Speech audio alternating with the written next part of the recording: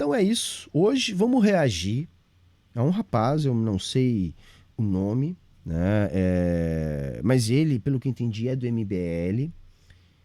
E ele gravou um vídeo reagindo ao Ian Neves, que é meu camarada, meu amigo, meu parceiro de Soberana, do coletivo. E mais que isso, ele está reagindo a uma passagem do Ian. O Ian fala muito rapidamente, eu não me lembro qual podcast especificamente que o Ian estava. Acho que no Petri, acho que era no A Deriva do Petri. Mas enfim, se eu estiver errado, por favor, me corrijam aí nos comentários. Mas o Ian comenta de passagem que a função dos tributos na economia capitalista, né, moeda fiat, né, de moeda dívida, não é financiar o Estado, e sim retirar liquidez da economia, ou seja, tirar dinheiro de circulação. Ian comenta isso, e o rapaz faz o corte disso, e aí dá umas risadas, debocha, diz que o Ian não sabe o Atitude básico. correta, camarada. Né, e faz ali uma refutação. E aí, como essa refutação, esse argumento, faz parte de algo que é o meu objeto de estudo, que eu estudo já há algum tempo, tem parte disso também nos cursos que eu já ofereci, eu acho que é relevante eu falar, eu comentar aqui, eu mostrar para vocês, tá?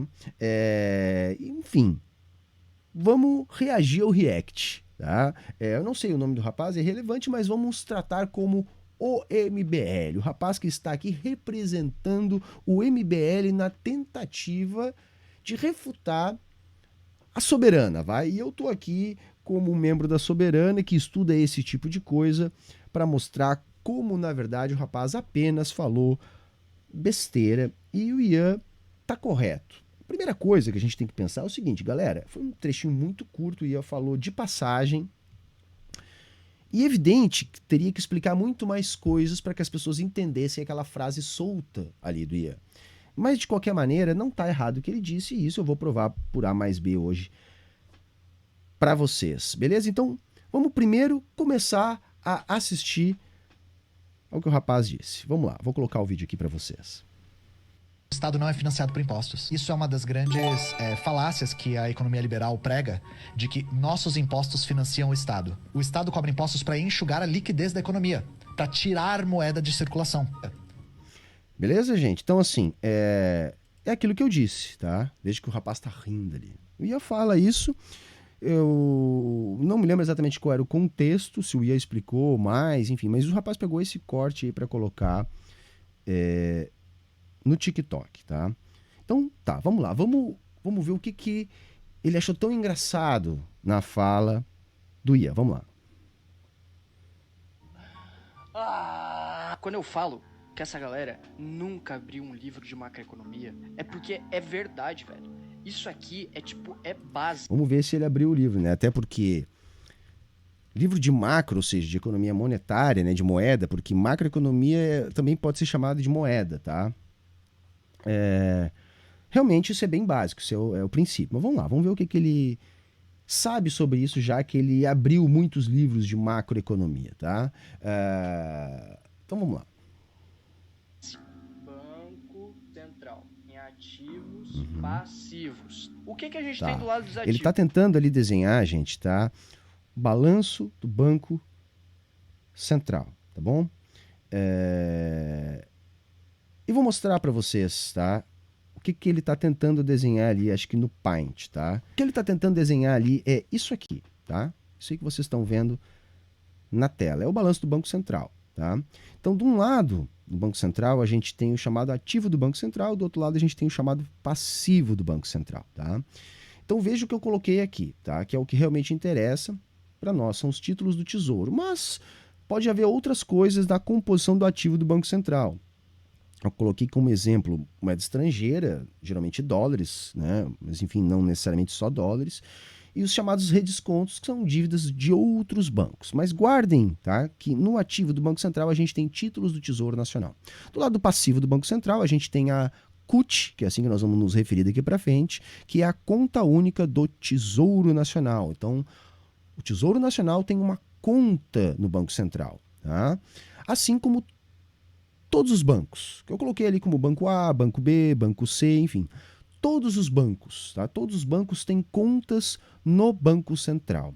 Então, de um lado, nós temos o ativo do Banco Central, que o que nos interessa aqui são os títulos públicos. Do outro lado, nós temos o passivo do Banco Central, que é o saldo da conta única, né? O saldo da CUT, e o saldo das contas dos bancos. O importante para a gente aqui é compreender que há uma identidade contábil no balanço do Banco Central. Portanto, o ativo ele é igual ao passivo. Por isso, ali em cima, ativo igual a passivo. A gente pode colocar aqui também, no lado do passivo do Banco Central, o papel moeda em poder do público, uma vez que tratam-se de reservas bancárias.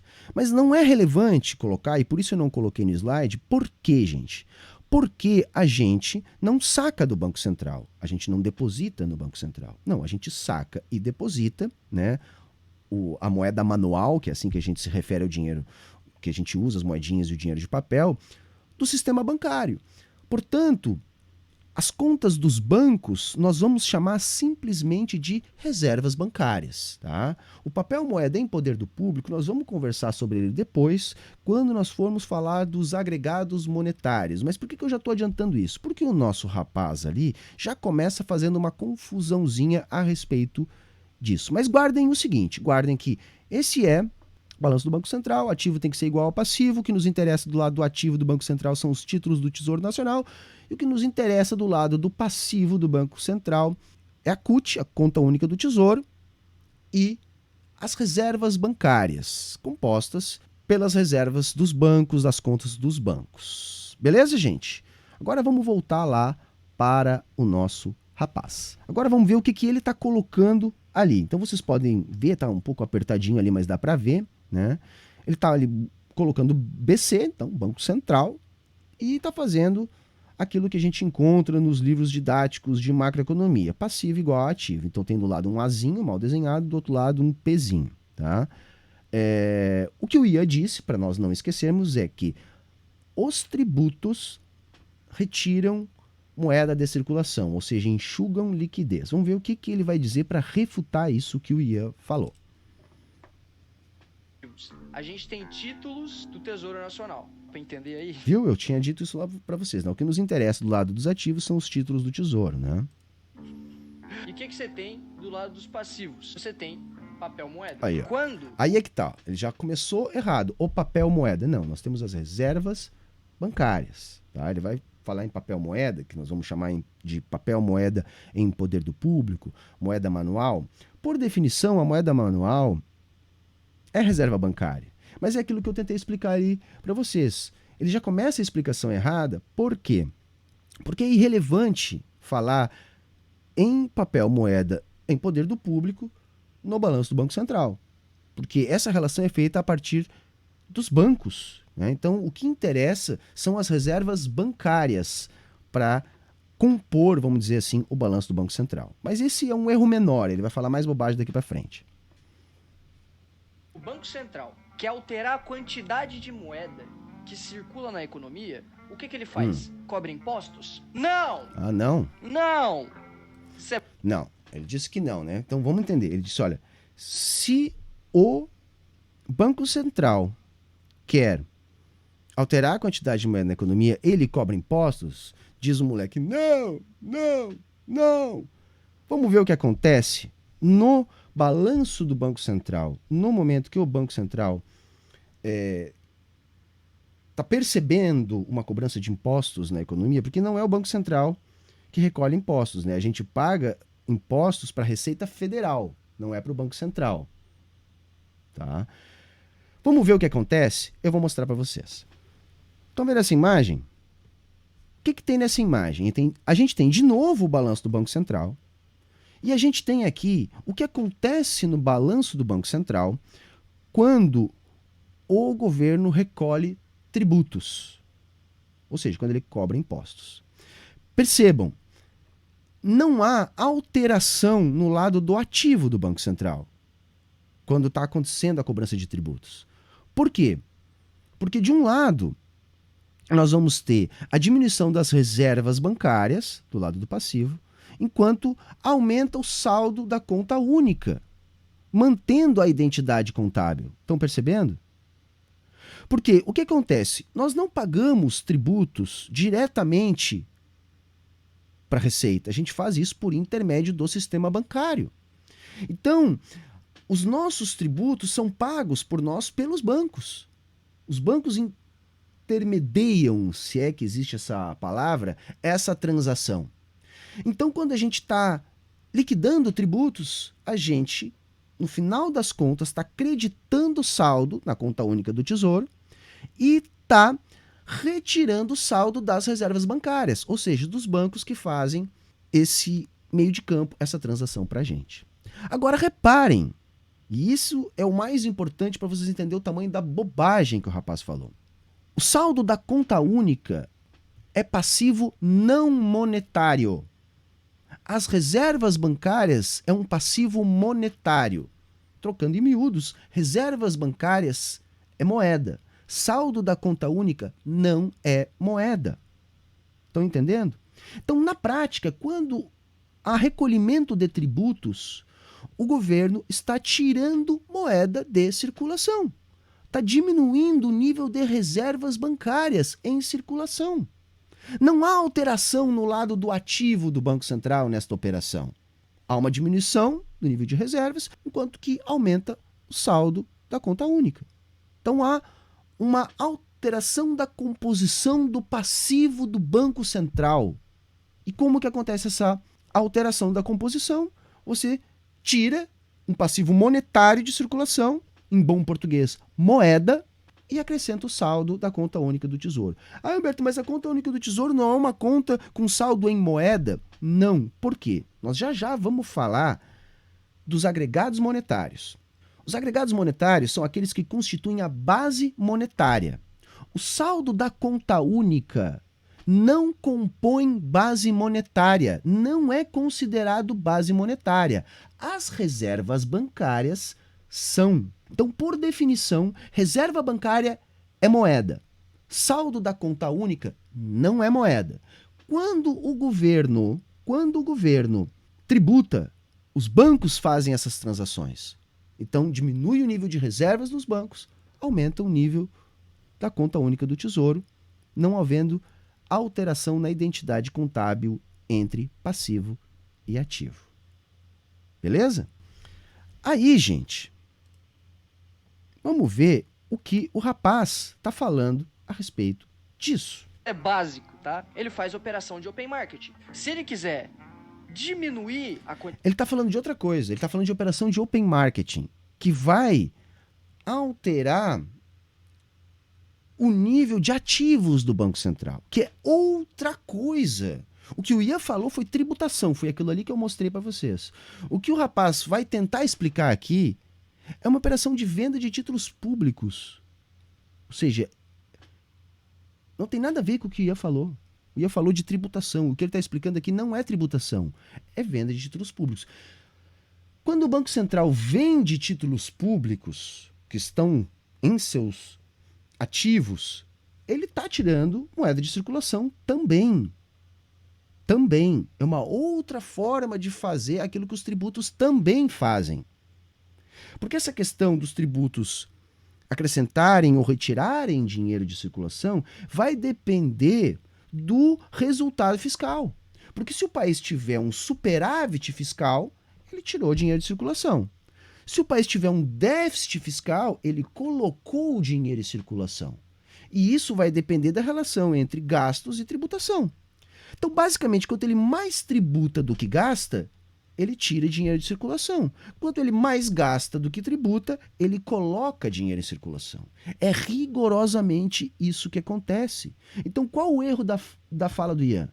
O Ian está dizendo, olha, quando o governo está tributando, ele está retirando dinheiro. Só que, por outro lado, ele também está gastando. Se ele botou ou retirou dinheiro, vai depender se ele gastou mais do que arrecadou ou se ele arrecadou mais do que gastou. A venda de títulos públicos pelo Banco Central tem uma outra função, que é manter a taxa básica de juros na meta Selic, ou seja, o Banco Central estabelece, a partir daquilo que ele acredita ser o melhor, a taxa de juros. E aí, para manter a taxa de juros onde ele quer, Ele interfere no mercado de dinheiro, no mercado de reservas bancárias, colocando mais reservas em circulação ou tirando reservas de circulação. Como é que o Banco Central coloca reservas em circulação? Ele compra títulos públicos que estão em poder do setor privado. Se ele quer fazer o contrário, ele vende títulos do Tesouro que estão em sua carteira para o setor privado. Essas operações também não servem para financiar o governo. Elas servem para colocar ou tirar fluidez do mercado interbancário de reservas, que é o mercado onde os bancos pedem dinheiro emprestado, uns para os outros ou para o Banco Central, por isso lá os redescontos no saldo, no balanço do Banco Central no lado dos ativos. Tá? Eu vou deixar ele falar mais um pouquinho, depois eu vou explicar melhor a baboseira que ele tentou explicar aqui, tá? Que é essa tal operação de open market, que nada mais é que as operações compromissadas, por exemplo, aqui no Brasil, né? A venda de títulos públicos pelo Banco Central. Tá? Uma vez que o Tesouro Nacional também vende títulos públicos. Quantidade de moedas na economia, ele vai vender títulos que ele tem. Se ele vai vender os títulos, o que acontece com o ativo? O ativo diminui. Princípio básico de contabilidade, a identidade contábil. Se o ativo diminui, o passivo também diminui. Ou seja, papel moeda diminui. Isso aí ele leu, certo? Não entendeu, né? Porque ele não explica. Por que o papel moeda? Primeiro que não é papel moeda, tá, galera? Vocês já entenderam que está errado, né? O que diminui ali do lado passivo são as reservas bancárias, tá? É o saldo de reservas dos bancos em suas contas no Banco Central. E por que acontece essa diminuição? Porque quem é que compra os títulos públicos que o Banco Central está vendendo? O mercado. O mercado opera como? Através de contas que eles têm nos bancos.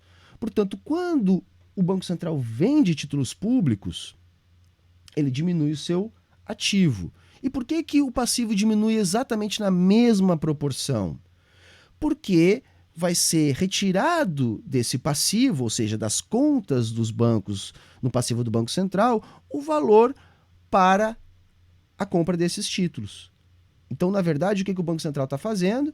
Ele está vendendo títulos que estão em sua carteira, no seu ativo, para o setor privado. Então, vai ser debitado do nível de ativos do Banco Central a venda dos títulos públicos, ao mesmo tempo que o nível de reservas bancárias dos bancos, do lado do passivo do Banco Central, também diminui na exata mesma proporção, porque é usado para pagar esses títulos. O que está acontecendo aí? Que eu tenho 100% de certeza que o nosso rapaz aí do MBL não faz ideia. Está desaparecendo dinheiro, gente. Dinheiro não, mas moeda. Moeda. Está desaparecendo moeda. Por que está desaparecendo moeda? Porque como é que o Banco Central paga, né? Ou melhor, como é que os bancos pagam o Banco Central esses títulos? Com a liquidação das suas reservas. Quando diminui o volume de reservas, você diminui base monetária. Por quê? Porque as reservas bancárias constituem a base monetária. Tá bom? E isso ele não explica aí. Ele simplesmente dá a entender que diminui o ativo, porque há uma venda de títulos, e diminui o passivo. Né? Mas isso, repito, não tem nada a ver com o que o Ian falou. É assim que ele enxuga a liquidez. Será que agora o Ian Neves conseguiu entender o básico? Isso aqui é o básico, tá? Vamos lá, tá? Vamos lá. Vamos terminar com essa nossa mini aula aqui de economia monetária. Vamos terminar com a nossa mini aula, né, de economia monetária, mostrando, então, eu vou mostrar mais algumas imagens aqui para vocês entenderem como é que acontecem as trocas, tá, no Banco Central, para tentar arrumar a bagunça aí que esse nosso rapaz fez, tá bom? Beleza. Então tá, voltando para a primeira imagem, estamos aqui de novo com o balanço do Banco Central, né? O que tem do lado do ativo, o que tem do lado do passivo, e a imagem seguinte é aquela imagem que estava antes na tela para vocês, que é o que acontece quando o governo tributa. Então diminui reservas, aumenta o saldo da conta única. Isso aqui também acontece, gente, quando o governo tem um superávit fiscal. Tá? Também é o que acontece quando tem um superávit fiscal. Então reparem, superávit fiscal retira dinheiro da economia.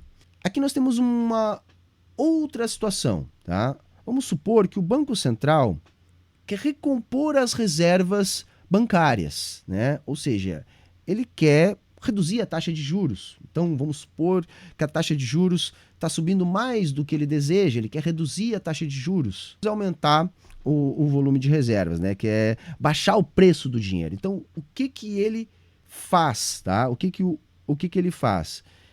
Para aumentar o volume de reservas bancárias, né? Esse aqui é o nosso terceiro slide. É um momento onde o Banco Central compra títulos públicos. Então, o Banco Central compra títulos públicos para aumentar o número de reservas. Neste momento aqui, gente, o Banco Central está expandindo base monetária. Porque como é que o Banco Central compra títulos públicos? Bom, ele vai no mercado, os bancos, né, os detentores dos títulos públicos que estão em mercado, aqui no Brasil o Banco Central não pode comprar direto do Tesouro. E aí como é que o Banco Central coloca esses títulos no seu ativo para fazer o ativo subir? Ele paga aumentando o volume de reservas dos bancos. Então ele troca papéis que estão com os bancos por reservas, creditando reservas nas contas dos bancos. Então ele eleva o volume do seu ativo com mais títulos públicos, ao mesmo tempo que ele cria moeda.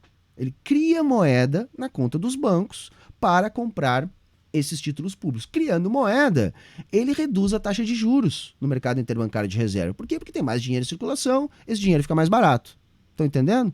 Então, se a taxa de juros está subindo muito, ele quer baixar, o Banco Central intervém no mercado comprando títulos públicos, aumentando o volume de reservas, tá? Esse outro slide, aqui é quando o governo gasta, gente. Aqui é quando o governo gasta. Então, quando o governo gasta ou quando o governo apresenta um déficit, é isso que acontece no Banco Central. Então, diminui o saldo da conta única, né, para cobrir os gastos do governo, ao mesmo tempo que aumenta o volume de reservas dos bancos, porque o governo paga para empresas que têm contas em bancos, né, pelas prestações de serviços e pela compra de mercadorias, etc. Então, quando um governo gasta ou quando o governo tem um déficit, é isso que acontece no Banco Central. Reparem que não altera a identidade entre passivo e ativo. Há uma alteração na composição do passivo do Banco Central, diminuindo o volume da CUT e aumentando o volume de reservas bancárias. Aqui, gente, nós temos uma outra situação, que é a situação que acontece quando o Banco Central vende títulos públicos, né? Para que o Banco Central vende títulos públicos? Para elevar a taxa básica de juros, né? Então veja, o que o Banco Central faz? Olha, o juro está baixando muito no mercado interbancário de reservas, está se afastando da meta, precisamos subir a taxa de juros. O que o Banco Central faz? Ele vende títulos públicos que estão nos seus ativos. Vendendo títulos públicos, quem é que compra esses títulos públicos? Os bancos, né? Ou quem opera através dos bancos. Portanto, há uma diminuição do número de reservas no igual montante ao que acontece de diminuição do volume do ativo do Banco Central. Então, assim, o Banco Central faz subir a taxa básica de juros. E, por fim, aqui nós temos a recomposição da conta única do Tesouro. Ou seja, quando está muito baixa a conta única do Tesouro, a tributação não está dando conta, o que acontece? Nós vamos ter a venda de títulos públicos para o mercado por parte do Tesouro Nacional. E aqui nós também vamos ter o aumento da dívida pública. Então, se naquele outro momento lá nós tivemos o aumento de base monetária, neste momento aqui nós temos o aumento de dívida pública, porque o Tesouro emite dívida que é comprada através dos bancos, então diminui o volume de reservas bancárias, porque essas reservas elas são utilizadas para adquirir esses títulos, e com a venda desses papéis do Tesouro, nós vamos ter a elevação do saldo da conta única do Tesouro. Então nós vamos ter a chamada recomposição da conta única do Tesouro. Percebam, não há de novo alteração na identidade contábil entre ativo e passivo. Tá? Vai haver de novo uma alteração na composição do passivo do Banco Central. Beleza, gente? Ah, eu já ia esquecendo. Vou mostrar para vocês também os agregados monetários. Eu tenho aqui uma imagem dos agregados monetários. Só um segundinho aí que eu vou botar na tela. Tá aqui. Então, isso aqui, gente, tá? É uma tabelinha dos agregados monetários, tá?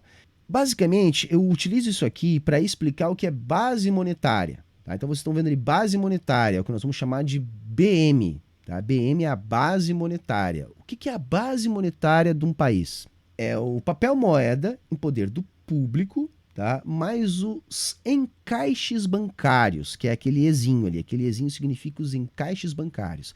A base monetária ela também pode ser chamada de M0, tá? Também pode ser chamada de M0, tá? E ela também pode ser chamada de papel moeda em circulação, tá? Que é o PMC. Também aí nessa imagem nós temos aí a hierarquia dos agregados monetários. Essa hierarquia, ela diz respeito ao nível de liquidez. Portanto, por exemplo ali, o M0 é o mais líquido possível, tá? São as reservas bancárias, é aquilo que o Banco Central negocia, tá? O M1, ele é quase tão líquido quanto o M0, mas não é tão líquido quanto o M0, tá? Mas ele é quase tão líquido quanto o M0. O que é o nosso M1? Aí a gente volta ali para outra parte da nossa imagem, na primeira coluna.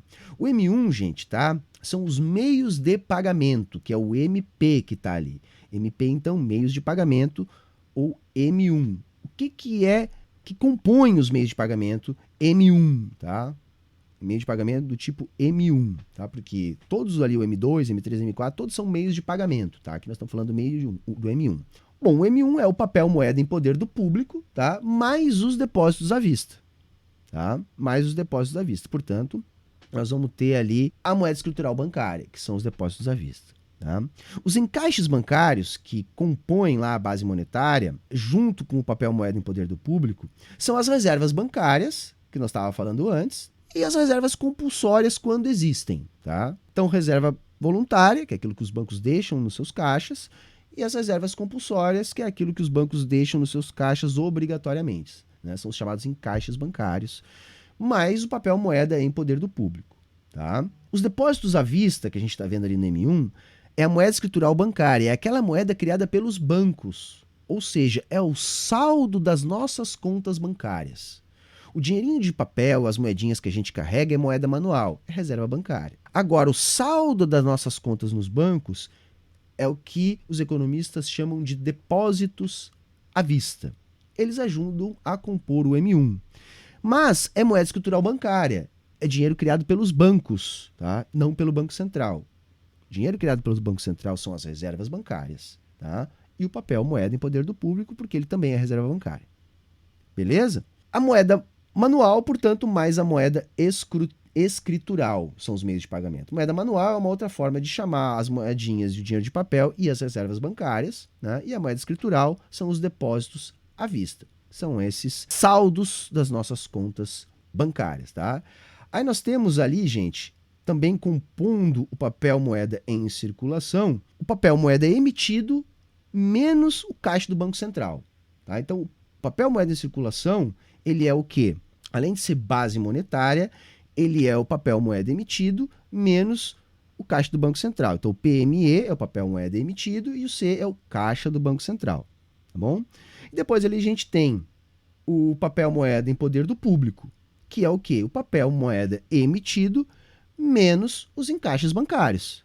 Tá? Esse é o papel moeda em poder do público. É a mesma coisa olhando pelo outro lado, tá, gente? Tá? É a mesma coisa olhando pelo outro lado. E por fim, ali a gente tem o papel moeda emitido, que é o quê? Caixa do Banco Central, mais os encaixes bancários, mais o papel moeda em poder do público. Beleza? E aí, só para encerrar essa parte aqui, na hierarquia dos agregados monetários, só para a gente entender, a gente está vendo na primeira coluna ali o M0, que é a base monetária, e o M1, né? Que é os meios de pagamento compostos pelo papel moeda em poder do público, mais os depósitos à vista. Mas a gente pode ter o M2, que é quando a gente acrescenta aí os depósitos a prazo e os títulos públicos. A gente tem o M3, que a gente acrescenta então aí os depósitos de poupança. Vejam, o M0 é o mais líquido de todos, o M1 é quase tão líquido quanto o M0, o M2 já é menos líquido, mas assim, já que a gente tocou nesse assunto, eu achei conveniente mais uma vez a gente falar dessas coisas, beleza? Bom, agora sim, então a gente pode oficialmente encerrar essa parte aí para, enfim, dar uma colaborada pro debate e quem sabe dar uma aulinha aí pro nosso rapaz do MBL que está tentando aprender economia monetária. Assim, eu queria com isso apenas botar um pouco de ordem na bagunça que esse cara fez, tá? Porque ele misturou um tipo de operação, tá? Com aquilo que o Ian falou, porque aquilo que o Ian falou tá rigorosamente correto, né? Talvez a gente possa dizer da fala do Ian o seguinte, olha, não é a principal função da moeda retirar a liquidez da economia, porque a manipulação dos títulos públicos é mais eficiente para fazer essa alteração aí no mercado interbancário de reservas. Essa não é a principal, portanto, função, embora isso sempre aconteça. A principal função da tributação, no entanto, é guiar a moeda, é condicionar o curso da moeda. Os agentes econômicos, para operar no Brasil, precisam estar ok com a Receita Federal. Para estarem ok com a Receita Federal, tem que estar com seus tributos em dia. Então vejam, os agentes econômicos que querem operar no nosso mercado precisam correr atrás da moeda emitida pelo Estado para conseguir liquidar os seus tributos e só assim, com tributos em dia, eles podem operar no mercado legalmente. Então reparem, não é o Estado que precisa da moeda da iniciativa privada. É rigorosamente o contrário. É a iniciativa privada que precisa da moeda do Estado para poder continuar operando no Estado, atuando nesse Estado. Uma outra questão elementar é a seguinte, ora, os gastos do governo precedem a tributação. Porque o governo só pode arrecadar tributos da iniciativa privada se a iniciativa privada tiver moeda para pagar tributo. Só que a moeda entra em circulação na iniciativa privada a partir dos gastos do governo, dos débitos da conta única que eu mostrei ali para vocês. Portanto, para que o governo recolha tributos, primeiro ele teve que gastar. Se o governo primeiro gasta para depois arrecadar, me parece óbvio que os tributos não financiam o governo. Não é essa a função dos tributos e nem dos títulos públicos. O governo simplesmente gasta. Simplesmente ele gasta. Depois ele arrecada. Compreendem? Então por isso que é uma bobagem o que o rapaz falou ali. Primeiro que ele não entende a natureza dos tributos, ele não entende a moeda guiada por tributos, ele misturou uma operação que o Banco Central faz para estabelecer a taxa de juros, que são operações de venda de títulos públicos, com o que acontece no balanço do Banco Central a partir da tributação. E como eu mostrei para vocês ali, quando o governo tributa, ele está fazendo o quê? Ele está transformando um passivo monetário, moeda, em um passivo não monetário, tirando moeda de circulação. Então, literalmente, sempre, 100% das vezes que a gente paga tributo, tributo significa dinheiro sendo retirado de circulação. Então, o nosso rapaz ali está redondamente, estupidamente errado. Então, assim, não sabe brincar, não desce pro play, tá bom? Não sabe brincar, não desce pro play. Eu acho que isso resume bem isso que eu tive que fazer aqui hoje, tá bom? Bom, era isso.